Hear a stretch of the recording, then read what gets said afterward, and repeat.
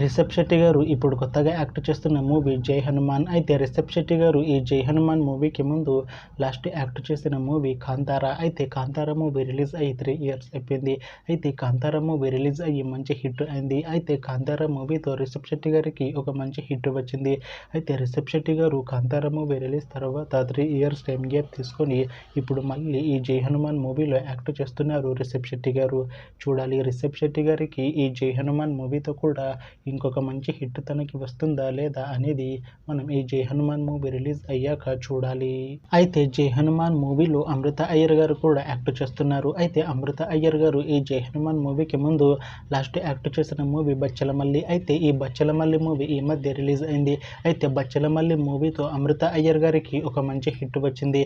అయితే అమృత అయ్యర్ గారు Bachhala Malli movie release తర్వాత కాస్త టైం గ్యాప్ తీసుకొని ఇప్పుడు మళ్ళీ ఈ జై హనుమాన్ మూవీలో యాక్ట్ చేస్తున్నారు అమృత అయ్యర్ గారు.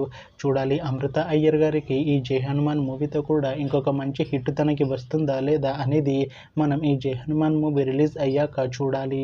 అయితే జై హనుమాన్ మూవీ రెగ్యులర్ షూటింగ్ ఈ ఇయర్ లో స్టార్ట్ చేసి ఈ జై హనుమాన్ మూవీని 2026లో రిలీజ్ చేసేలా ప్లాన్ చేస్తున్నారు మూవీ టీం. అయితే జై హనుమాన్ మూవీ టీం మాత్రం చాలా కాన్ఫిడెంట్ గా ఉన్నారు. ఈ జై హనుమాన్ మూవీ చాలా పెద్ద హిట్ అవుతుంది అంటున్నారు మూవీ టీం. చూడాలి జై హనుమాన్ మూవీ రిలీజ్ అయ్యాక మంచి హిట్ అవుతుందా లేదా అనేది మనం ఈ జై హనుమాన్ మూవీ రిలీజ్ అయ్యాక చూడాలి.